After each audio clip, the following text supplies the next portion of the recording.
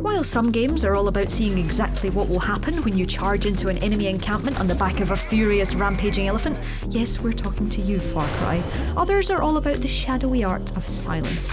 Stealth games are exercises in patience and self-control, the pixelated equivalent of sitting in front of a giant cheeseburger but eating it very slowly with a knife and fork, in the dark, with night vision goggles on. Okay, that analogy went a little bit wrong, but what are the best stealth games you can play on PC right now?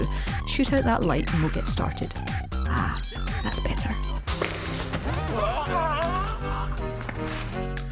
A true wise oracle of stealth and safety, Arcane Studios' Dishonored teaches you plenty of valuable truths about yourself. Are you the kind of person who's happy to set swarms of rats on your victims while hidden in the shadows?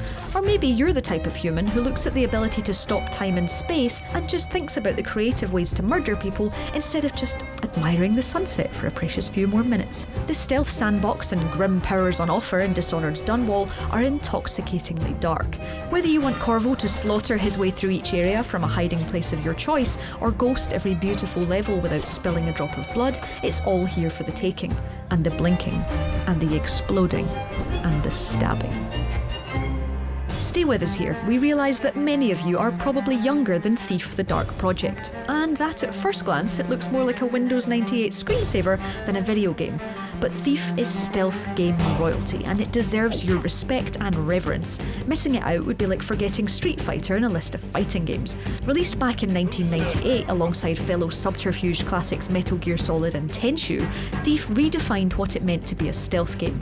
Different surfaces meant different noises, combat is surprisingly complex, and elements of the emergent gameplay still feel groundbreaking now. In Garrett, Thief has the perfect grizzled anti-hero, and even now, after all these years, there's still a wicked thrill to knocking out a soldier and chucking them into a sewer. It's nothing personal. Honest. When you've only got 10 games on a list, you've got to make hard choices and only pick one game from each franchise. And while all the Metal Gear Solid games are worthy contenders, MGS3's use of traditional camo is especially smart, it's the Phantom Pain that deserves the nod here. It's a systemically perfect stealth game that lets you play with a toy box of sneaky tricks. Boxes, binoculars, time-hopping cigars. Few other games give you the same scope for distracting, disabling and discombobulating guards, and everything feels brilliantly intuitive and immediate. The warm-up act, Ground Zeroes, was good enough that you could play the same mission hundreds of times and never get bored, and MGS5 is full of missions with the same level of repeatability, which, depending on your views about how complete the Phantom Pain actually is probably a good job. However you spin it, MGS5 is a cardboard surfing, bear ballooning masterpiece. Hitman is so much fun because the central idea is so stupid. A large, very noticeable bald man with a barcode on his head sneaks into places, steals clothes that really shouldn't fit him, and murders the most important people in the room. And the 2016 reboot of the series is accessible and enjoyable precisely because it embraces this absurdity rather than hiding from it. No hit is too preposterously convoluted, no costume too rakishly flashy. At one point, you can even take the place of a conveniently slap-headed fashion model and replace him on the catwalk. Ooh, shake it, Agent 47. Give me blue steel, you're on fire. Yes, anyway. On top of all this, Hitman's episodic release actually helped show off how dense each level was. You can still just play the Paris level now, and it'll still feel different every time. Few games do stealth and assassination with this level of panache, and that's why this bald beauty deserves a place on this list.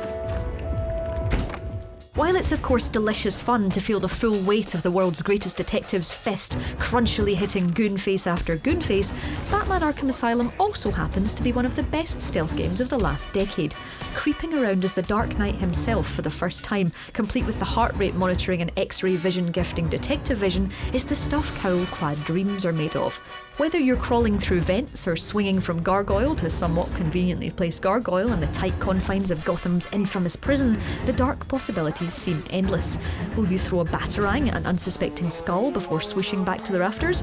Perhaps you wait for the perfect moment to swoop down with an absolutely non-lethal glide kick. Or, best of all, maybe you'll wait, poised and silent, until an unsuspecting goon wanders into inverted takedown territory. Oh, go on then. Go have some lobster thermidor in your robe. You deserve it.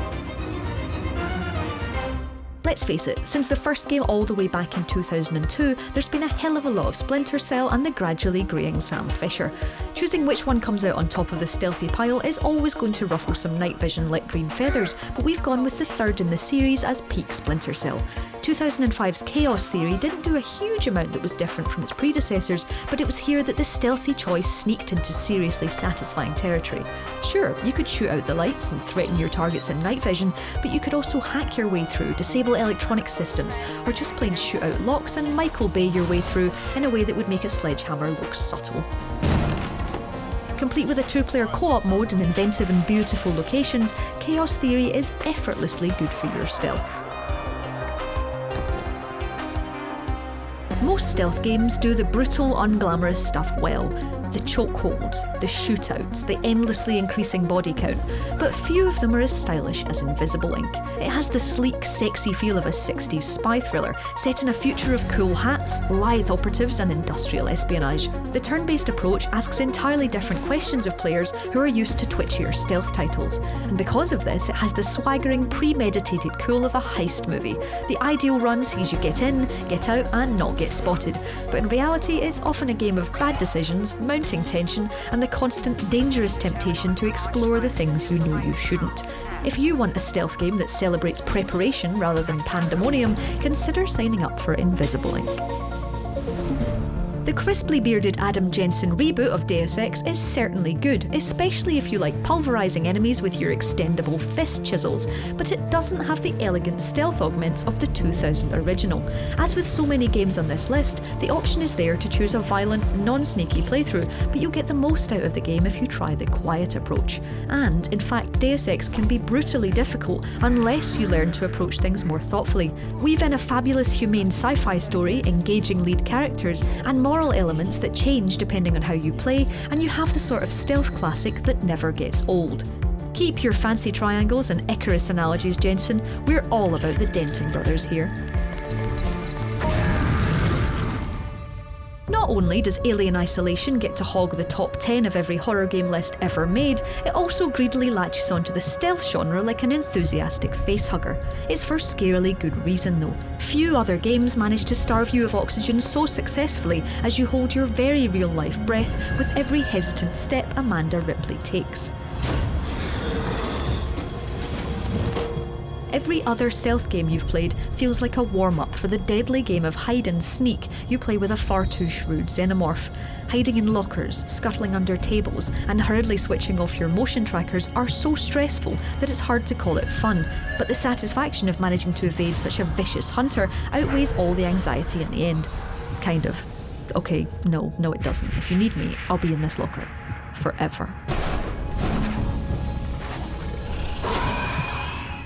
Clay already scored one game on this list with the remarkable Invisible Ink, but it couldn't be further removed from Mark of the Ninja. This side-scrolling presentation offers a totally different take on stealth without ever feeling simplified or cheap. The forced point of view makes you look at levels laterally, picking out the best spots to hide without worrying about threats outside your eye line. It's a system that makes you feel totally in control, even when things get challenging. Mark of the Ninja encourages experimentation thanks to brilliantly intuitive prompts and systems, and you never feel like you're wrestling against the game's mechanics. Instead, you creep, crawl, and kill your way through gorgeous levels in one of the most stylish and savage stealth games ever made. So that's it, the 10 best stealth games you should definitely sneak into on PC. If we've missed your favourite, clamber out of your cardboard box for a second and let us know in the comments below. Don't forget to drop us a like if you've enjoyed the stealth chat, and hit subscribe for more videos from Logitech G.